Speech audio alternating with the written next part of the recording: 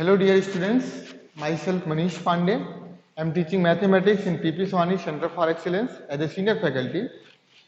Last lecture में मैंने आपको क्वाड्रिक इक्वेशन पढ़ाया था, क्वाड्रिक इक्वेशन के कुछ सम्स करवाए थे और आपको क्वाड्रिक इक्वेशन के बारे में मैंने आपको जो भी बताया था वो आपको अच्छे से याद होगा।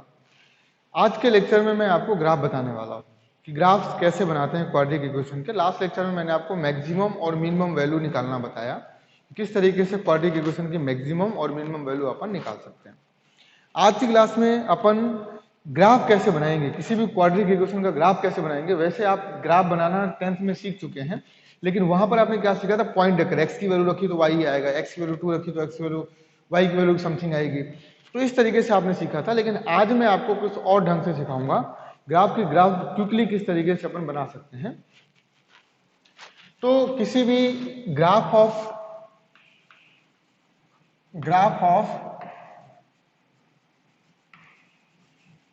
क्वाड्रेटिक पॉलिनोमियल किस तरीके से बनाएंगे वो जरा आज मेरे साथ आप देखेंगे, ठीक है। इसके लिए मैं आपको एक एग्जांपल के थ्रू बताऊंगा, तो I hope you will better understand. जैसे y is equal to x square minus 5x plus 6 लिखा हुआ है, इसका आपको ग्राफ बनाना है। तो किन किन बातों का दिमाग में रखना है वो बातें आप देखिए।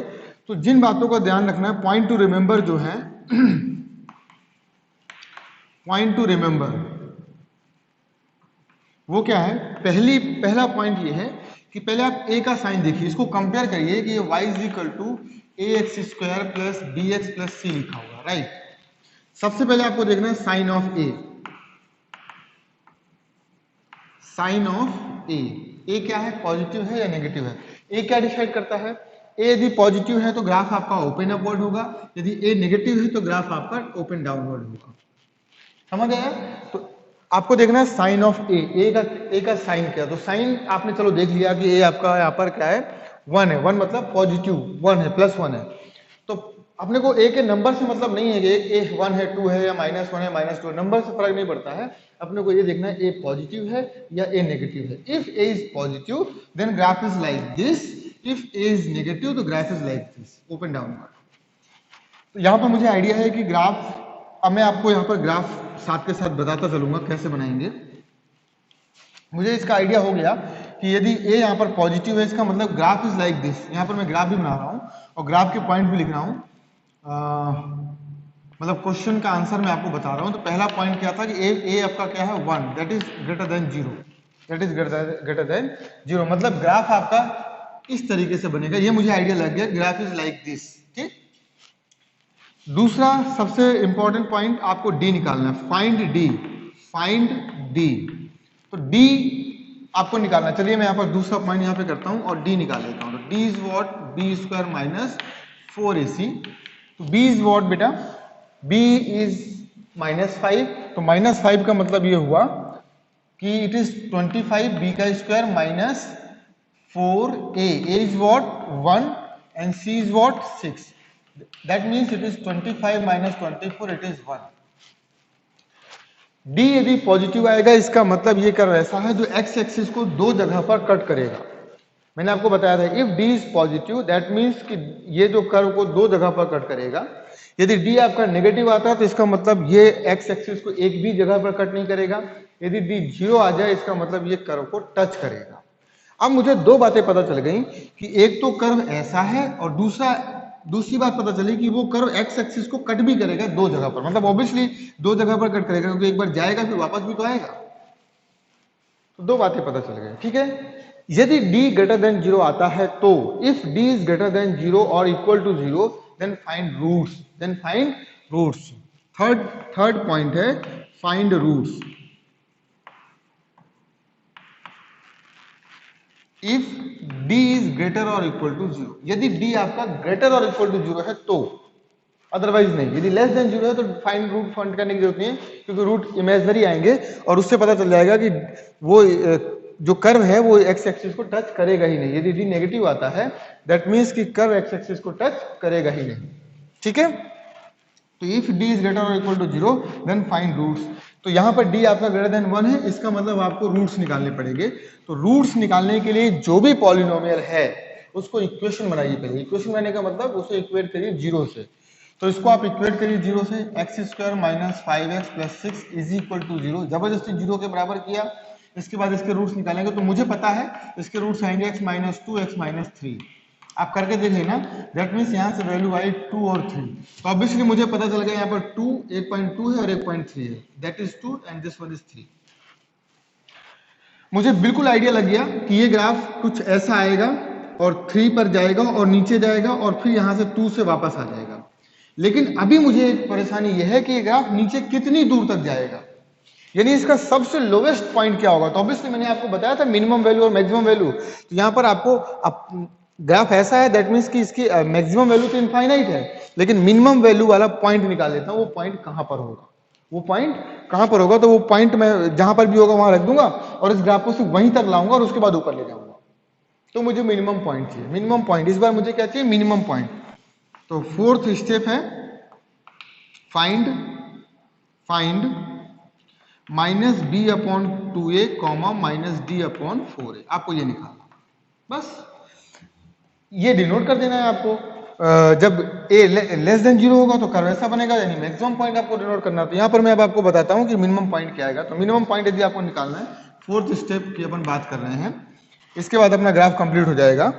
Minus b upon 2a, b is what बेटा, -5, यानी -5 यानी कि क्या हो गया ये +5 अपॉन में 2 इंटू ए मतलब 1 comma minus d upon 4a। तो डी इज वॉट बेटा, डी अपन ने निकाला हुआ है इसको क्लास में 1, तो -1 अपॉन में 4 इंटू 1। तो point is 5 upon 2 comma 1 upon 4, वो भी माइनस का।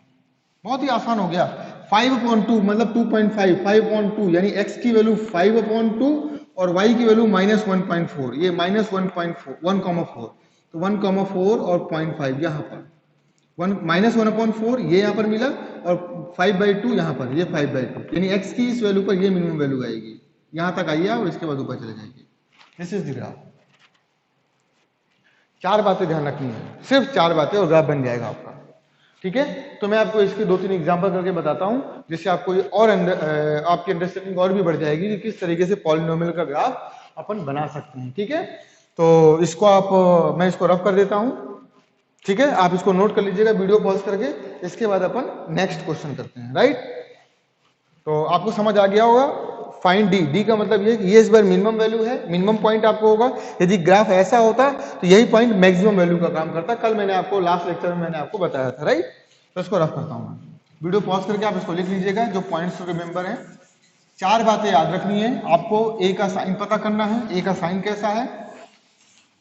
इसके बाद सेकंड पॉइंट जो मैंने आपको बताया था, क्या बताया मैंने, सेकंड पॉइंट डी निकालिए। थर्ड पॉइंट, यदि डी ग्रेटर और इक्वल टू 0 है तो आपको फिर रूट्स निकालने हैं, अदरवाइज रूट्स वाला सेक्शन आपका स्किप हो जाएगा। फिर मैक्सिमम या मिनिमम वैल्यू आप बताएंगे।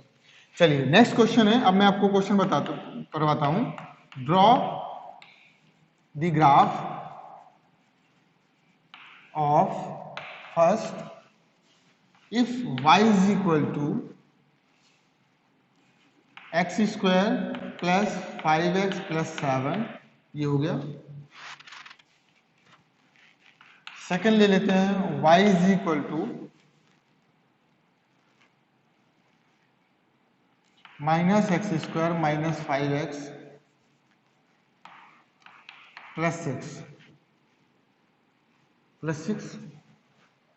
ये दोनों ग्राफ मैं आपको बनाकर बताता हूं, आप मेरी बात को ध्यान से समझिएगा। पहला वाला ग्राफ, तो स्टेप्स, पहले वाले ग्राफ की बात कर रहे हैं अपन। पहला वाला स्टेप अपन सॉल्व कर रहे हैं, फर्स्ट स्टेप। तो इसमें पहले देखेंगे ए का साइन। ए इज व्हाट, 1, ए की वैल्यू है 1 विच इज ग्रेटर देन 0। इसका मतलब ग्राफ इज लाइक दिस। ये आइडिया लग गया कि ग्राफ तो ऐसा है, ग्राफ की शकल ऐसी ही, अपने को आइडिया लग गया।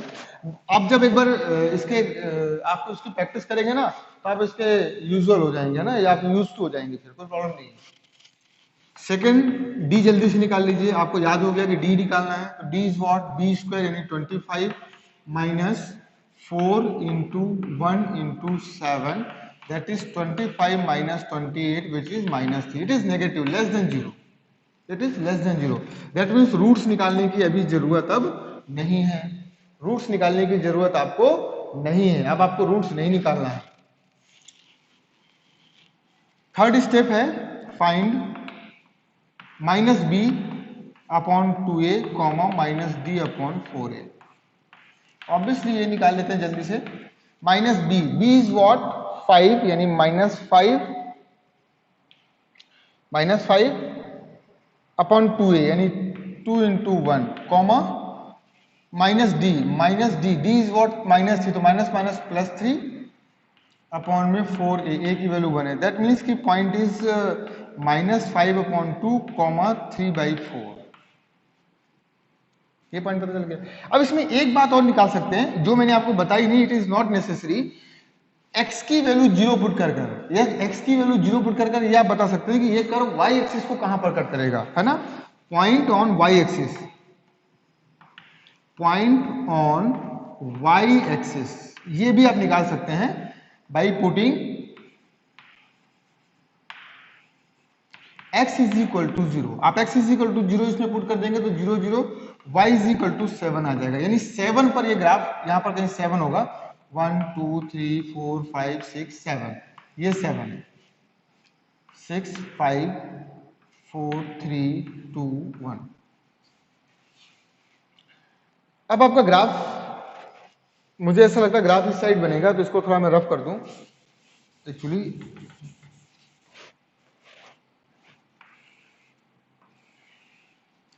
1 2 3 4 5 6 7 6 5 4 3 2 1, ठीक है। सबसे अब मुझे पता है ये d लेस देन 0 था, तो इसका मतलब ये x एक्सिस को कट करेगा ही नहीं, ये x एक्सिस को कट करेगा ही नहीं, है ना। अब इसका मतलब यह है कि ये x एक्सिस के ऊपर ही है, क्योंकि कर्व ऐसा है, कर्व की शक्ल ऐसी, तो कहीं ये ऊपर ही बनेगा, इधर बनेगा या इधर बनेगा, तो अभी आइडिया लग जाएगा आपको, कोई प्रॉब्लम नहीं है। -5/2 1 2 3 4 5 यानी 1 2 3 5/2 कहीं यहाँ आएगा, यहाँ आएगा, मतलब 5/2 कॉमा 3/4, x की वैल्यू 3/4 मतलब 1 से भी छोटा, यानी 1 से भी छोटा यहाँ पर कहीं पर आएगा, तो इसको मिला लीजिए, यानी ये वाला पॉइंट है, ये वाला पॉइंट है, और 7 पर ये कट करने वाला था।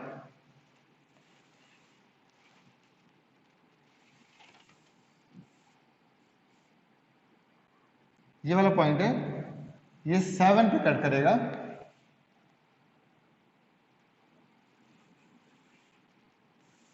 ये ऐसा ग्राफ बनेगा। ये वाला पॉइंट अपने को पता चल गया, ये वाला पॉइंट है 5/2 कॉमा -3/4। ये आप ड्रॉ करना तो जानते ही हैं, पॉइंट्स तो ड्रॉ कर ही सकते हैं। y एक्सिस को 7 पर कट करेगा, ये मुझे कैसे पता चल गया, मैं कर्व को x इज इक्वल टू 0 रखकर पता कर सकता हूँ। कर्व जो भी इक्वेशन है उसमें x की जगह पर 0 पुट कर दीजिए तो पता चल जाएगा कि y क्या है, y 7 है, ठीक है। ये एग्जैक्ट कर्व बन गया, हो गया कर्व, ठीक है। d लेस देन 0 था, इसलिए इसने x एक्सिस को टच नहीं किया, वो आपने ग्राफ में भी देख लिया, ठीक है। अब मैं आपको नेक्स्ट सम बताता हूँ, इसको आप जल्दी से लिख लीजिए, जो इसका सेकंड पार्ट है वो मैं आपको बताता हूँ। आई होप आपको ये समझ आ गया होगा, ठीक है। तो ग्राफ बनाना आप धीरे धीरे सीख जाएंगे। नेक्स्ट क्वेश्चन जरा देखिए,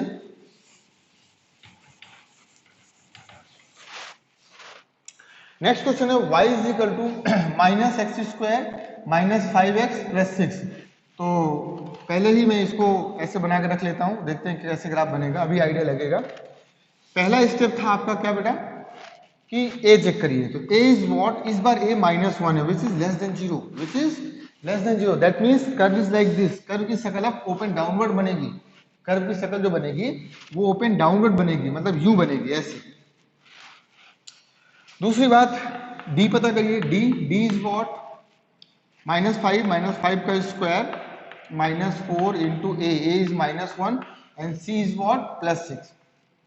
तो 25 -+ 24, 6 हो जाए 24, दैट इज 49, दैट इज 49, और तो d हो गया 49 which is greater than 0, that means ये x एक्सिस को कट करेगा, ये x एक्सिस को दो जगह पर कट करेगा। d पॉजिटिव आने का मतलब ये हुआ कि ये x एक्सिस को दो जगह पर कट करेगा, ठीक है ना। यानी ग्राफ आपका ऐसा बनेगा और ये दो जगह पर कट करेगा, पता नहीं कहां कहां कट करेगा, यहां यहां कट करेगा या यहां यहां कट करेगा, मतलब आइडिया नहीं है, पर ये दो जगह पर x एक्सिस को कट करेगा, ये मुझे पता चल गया, और ग्राफ की शक्ल ऐसी होगी, ये भी मुझे पता चल गया। d ग्रेटर देन 0 आ गया, इसका मतलब मुझे रूट्स निकालने पड़ेंगे। आप यहाँ पे बहुत सारी चीजें सीख रहे हैं, अब आपको रूट्स निकालना है, तो जबरदस्ती इक्वेशन को आपको इक्वल टू 0 करना होगा, जबरदस्ती इसको इक्वल टू 0 कर दीजिए, माइनस माइनस पहले गायब कर, माइनस के पूरे में मल्टीप्लाई कर दीजिए तो ये हो जाएगा x square plus 5x minus 6 is equal to 0। इसको फैक्टराइज करिए, फैक्टराइज इसके करेंगे तो ये आ जाएगा x square minus 6x plus 6x minus x plus 6 में से x जाएगा तो प्लस 5 बचेगा और माइनस 6, क्योंकि मल्टीप्लाई करेंगे 6 1 जा 6 का तो 6 आ जाएगा इज इक्वल टू 0। तो x प्लस 6 आ गया, x कॉमन ले लिया मैंने, माइनस 1 कॉमन ले लिया, ये भी x प्लस 6 आ गया।